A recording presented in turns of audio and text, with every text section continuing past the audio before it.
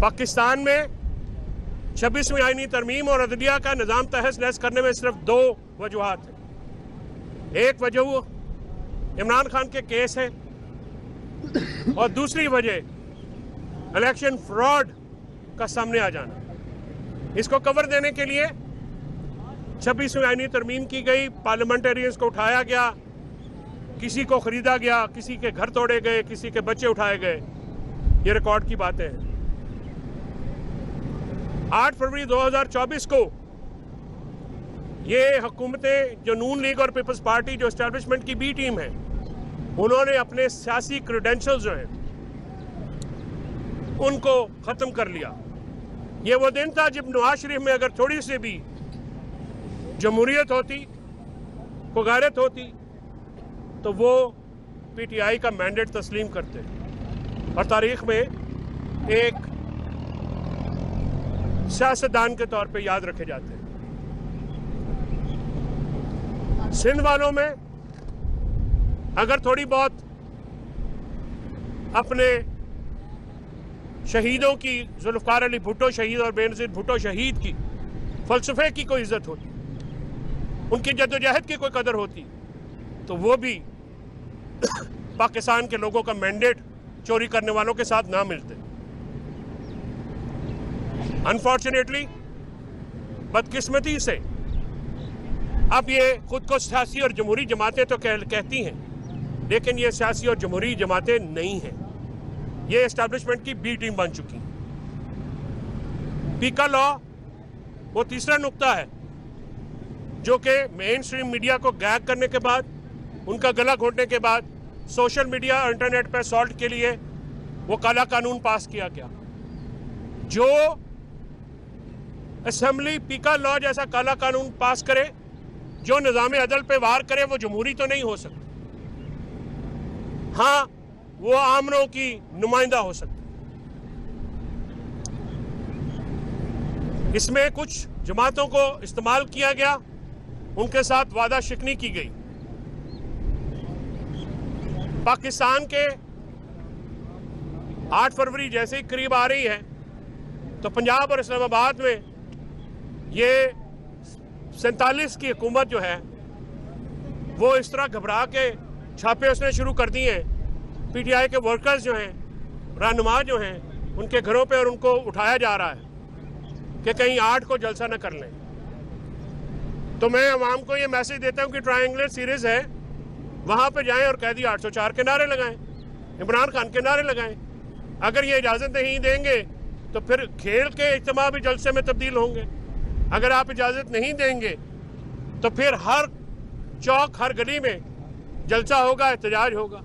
एहतजाज तो आईनी हक है, उसको रोका नहीं जा सकता। तमाम इदारों जिनका काम दहशत गर्दी रोकना है, उनका सिर्फ एक काम है कि वो पीटीआई को क्रश करें, वो जजेस जो आज़ाद हैं उनको क्रश करें, निज़ाम को क्रश करें और पाकिस्तान तहरीक इंसाफ को कुचलने के इस मॉडल के पीछे पाकिस्तान ने की अदलिया को, पाकिस्तान की जमहूरियत को, पाकिस्तान के आइन को, पाकिस्तान के मीडिया को रौन डाला गया है। पाकिस्तान की आईटी इंडस्ट्री जो कि एक $1.7 बिलियन का नुकसान बर्दाश्त कर चुकी है, उस पर मजीद असॉल्ट किया जा रहा है। एक आमराना प्लान है, लंदन प्लान जिसको कहते हैं, उसको आगे बढ़ाने के लिए इमरान खान साहब ने लिखा है कि पॉलिसियों पर नजरसानी कीजिए हुजूर। आपकी पॉलिसियों ने इस मुल्क के अवाम को और इदारों को दूर किया है, और इदारे, फौज वो जंग नहीं जीत सकती जिसके पीछे अवाम मुतहद होकर खड़ी ना हो। ये अवाम फौज के लिए हमेशा कुर्बानियां देती आई है। फौज के जवान और अफसरान भी हमारे लिए कुर्बानियां देते हैं। शौहदा हमारे लिए बाइस तकरीम है, बाइस इज्जत है, बाइस एहतराम है, काबिल फ़ख्र है। फौज उस फौज के दम पे लड़ती है जिसको अवाम कहते हैं। ये अवाम और फौज मिलकर पाकिस्तान को निकाल सकते हैं इस मुआशी जमूद से, इस सियासी अदम इस्तेहकाम से, लॉ एंड ऑर्डर की सिचुएशन से, और पाकिस्तान में इख्तिलाफ राय और सियासी इख्तिलाफ को दहशतगर्दी करार देने के जो एक मजमूम प्लान है उससे। पाकिस्तान की मईशत इमरान खान साहब ने जैसे कहा दिगरगू है, पाकिस्तान तबाही के दहाने पे है, पाकिस्तान में ग्रोथ रेट 0 है जिसकी वजह से अनएम्प्लॉयमेंट है। आपके मीडिया चैनल्स हों जिसमें बहुत ज़्यादा ले ऑफ्स हुए हैं, लोगों को नौकरियों से निकाला गया है, या फ्रीलांसर्स हों उनके ऊपर रोज़गार के दरवाजे बंद हुए हैं। पाकिस्तान के ताजर, पाकिस्तान के किसान, पाकिस्तान का मजदूर, पाकिस्तान की अवाम इस महंगाई से परेशान है।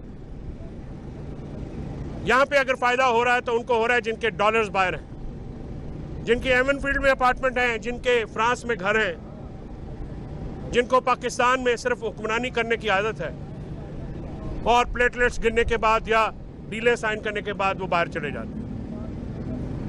पाकिस्तान की मईशत सिर्फ उस सूरत में बहाल हो सकती है जब मुल्क में रूल ऑफ लॉ होगा, आज़ाद अदलिया होगी, टेररिज्म का खात्मा होगा और इंटरनेट होगा। पाकिस्तान तहरीक इंसाफ लोगों की उमंगों की तर्जुमान है।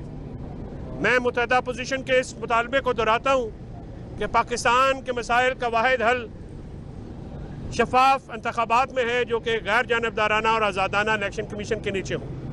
यह इलेक्शन कमीशन अपनी अफादियत खो चुका है। आइन के तहत इलेक्शन 2024 ईमानदाराना तरीके से कराने में बुरी तरह नाकाम है, बल्कि हैंड इन ग्लव है उस जुर्म में जिसको वोटों की चोरी कहा जाता है। और ये वोट सिर्फ पीटीआई के नहीं, पाकिस्तान के लोगों के चोरी हुए। फ़हीम खान मेरे साथ खड़े हैं। इस समेत कराची की सब सीटें खैरात में दी गई। आलमगीर खान लाख वोट से जीता है, उसके ऊपर 6000 वाले को 1,06,000 वोट कर दिए। फ़हीम का केस मैंने लड़ा है।